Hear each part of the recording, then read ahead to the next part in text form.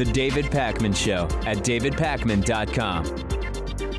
Welcome to the bonus show. There is a sort of intersection of stories, the minimum wage story merging with the squad story. And one of the members of the so-called squad, Rashida Tlaib, is now calling for a minimum wage, not of $15, but of $18 to $20 per hour. She spoke at an event in Detroit supporting One Fair Wage is the name of the organization. They want restaurant workers to be paid the same federal minimum wage as non-tipped workers are paid. She said that $2.13 an hour for tipped workers is ridiculous, and it is. And she said, in fact, we shouldn't even really be looking for a $15 minimum wage. It should really be more like 18 to 20 at this point. So here's the problem with this. When we have, listen, anybody who is for economic justice understands that the gains of the last 40 years have mostly gone to the upper 50%, disproportionately to the upper 1%. Like, if you understand what's going on, you agree that the average person needs to be paid more, that the lower class, we could lift a lot of people out of poverty if those folks were paid more. Fine. The problem when you start mainstreaming 15 and then right away someone says, well, actually the minimum wage should be 20. The problem is you are actually conceding ground to those on the right who say, how about $100 minimum wage? How about 200? Listen, if we just want everybody to have more money, let's just raise the minimum wage to $1,000 an hour. And that's where then we on the left have to come in and say, hold on a second. It's more complicated than just pick the highest number that you can. You need to think about what is an equilibrium wage. The wage needs to be in context of the average employer size.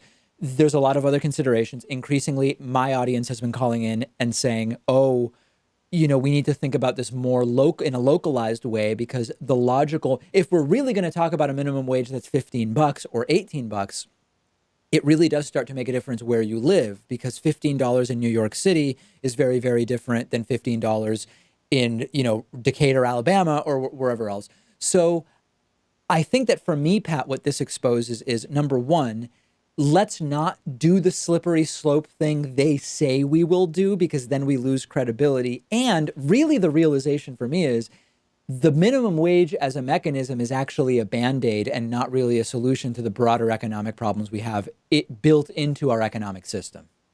I also think this is a mixed bag, because on the one hand, Rashida Tlaib is right about a lot of the points she was making. First off, that tipped workers are only making $2.13 per hour at minimum.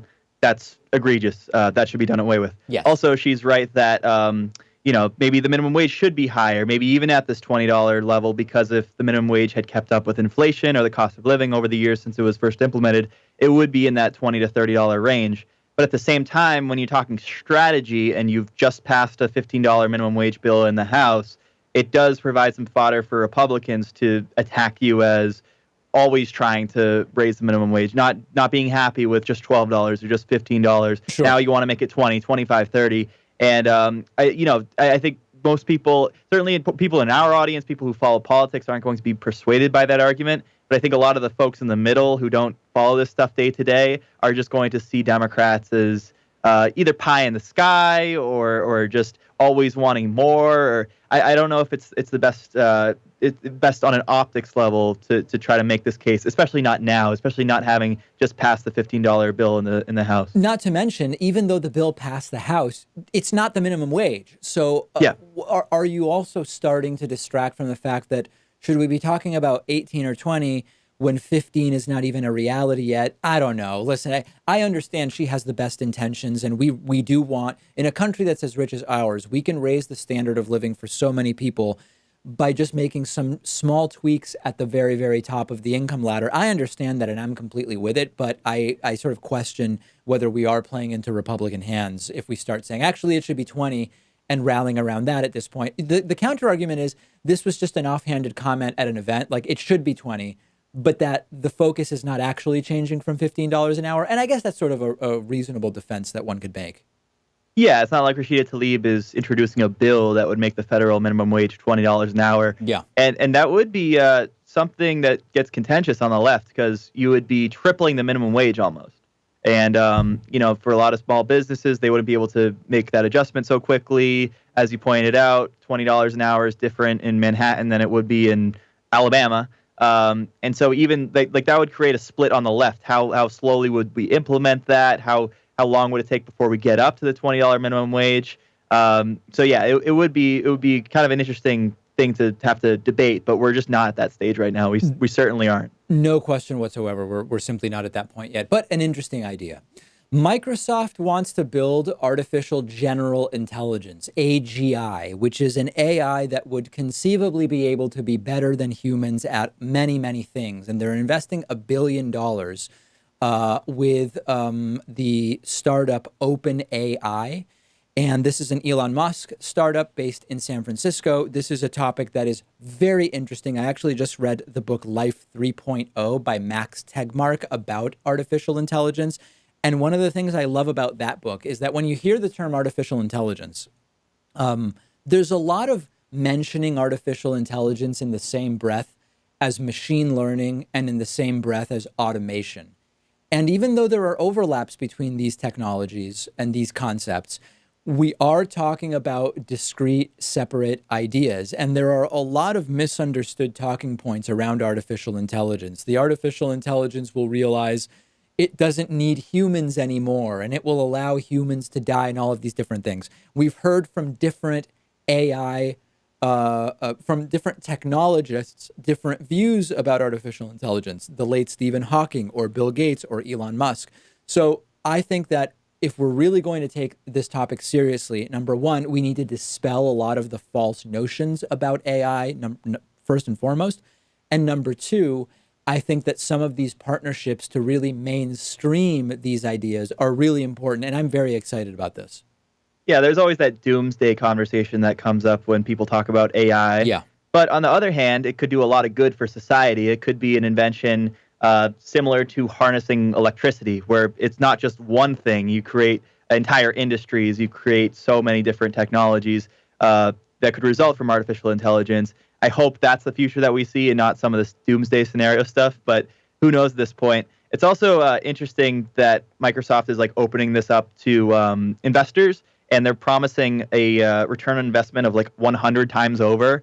That's quite lofty, especially given the fact that when we have all these concerns about AI and them AI getting smarter than humans and maybe figuring out that they don't have a need for us anymore, or whatever the concern is, then you have to kind of step back and say, do we really want to always be working in the direction of maximizing profit when we have these concerns? Right. Or should we make sure that we're thinking about what's in the best interest of all of humanity? And when you have it kind of like open to investors, what the goal isn't necessarily clear. How are you the goal we know priorities? is just to maximize profit, and that's worrisome. Yeah.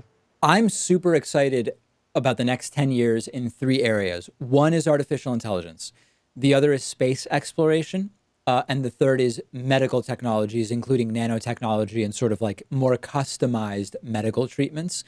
I mean, listen, as I said on the Joe Rogan program, I am not a techno-utopian where I think everything ushered in by new technology is going to be just great. I think we have to be careful. I think we have to consider the consequences. But I am very excited in seeing where a lot of these technologies go in the next 10 years. There's something interesting happening with legalized marijuana. Legalized marijuana, in some cases, is actually helping the black market. And the mechanism is the following. You would imagine you legalize marijuana, you can just go and buy it legally at a store, as you can here in Massachusetts. That hurts the black market. Why would people choose the back alley deal when they can just go and legally purchase marijuana that is regulated, that is presumably safer in terms of knowing what is in it, etc.?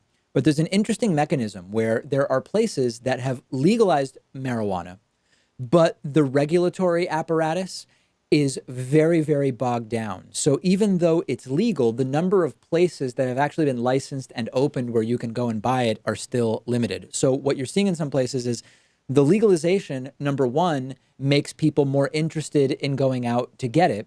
But number two, hasn't actually provided that many places. So people say, hey, well, if it is legal, I'll just go and buy it on the street in some kind of, off the record transaction. and that is growing the black market. Maybe not completely unanticipated in the short term, Pat, but I don't think this is going to be a real big problem over the long term. Yeah, or maybe people get more interested in using marijuana because now it's legal, it's less stigmatized, but they also don't want to pay the taxes associated with the legal product. And so they, instead of going to the store, go to their friend who's selling it, or go to a friend of a friend who's selling it. But at the same time, like, that's how it has been for the longest time. Marijuana has been on the black market for ages. So is there like a particular concern to it happening now so much, now that it's growing? I don't know necessarily. Certainly it's less regulated and you have to worry about that stuff, but it's not so clear cut necessarily. The patchwork of laws, I think, is also not helping, particularly in the smaller states, because, in large states, it takes a while to just get over to the next state over. So in California, for example, in many parts of California, you're nowhere near the border to another state. And so these really are more compartmentalized markets. What we're seeing here in Massachusetts is very different, where people drive in from surrounding states because the states are so small. You can get across some states, depending on whether you're going east, west, or north, south. You can get, how long does it take to get across the width of Vermont or New Hampshire? Not very long. To go from north, south in Massachusetts, I think, is like barely over an hour. You start getting, it's actually sort of analogous to what you see with firearms sometimes, where you say, well, Chicago has really strict gun laws, but they have tons of gun crime. It's like, yeah, well, they have the people, but then they drive 40 minutes to Indiana where they can get guns much more easily. And I think that's causing a problem in terms of the implementation of a lot of this legalization, merely because it's just chaotic in terms of the regulatory agencies and interstate commerce and all of these legal things. The other issue is we still have federally marijuana scheduled as Schedule 1 by the DEA. And until that changes, I don't see how we really move forward in eliminating the patchwork of laws, which is still sort of overridden federally by the fact that that's how marijuana is designated. So we have a long way to go on this. Well, Republicans, I hear, are all for deregulation because it opens up the free market and allows businesses to thrive. So I think if presented with that argument that these marijuana companies would do so much better if there was just like an understanding of what the legal framework is, maybe we could push the Trump administration to take marijuana off of the Schedule 1 list and associated with that, make changes so that you're able to bank with this money and that there are just fewer roadblocks in the way of marijuana becoming just another commodity in the market. Yeah, I don't see it happening under the Trump administration, unfortunately. But hey, you know what? We get to vote in November of 2020, and maybe we can put someone in who will be more amenable to those changes, which are desperately, desperately needed. That does it for today. Next week, we have an entire new week of shows and bonus shows. Thanks for joining me. Welcome to all of our new members and patrons. I'll talk to you next week. The David Pakman Show at davidpakman.com.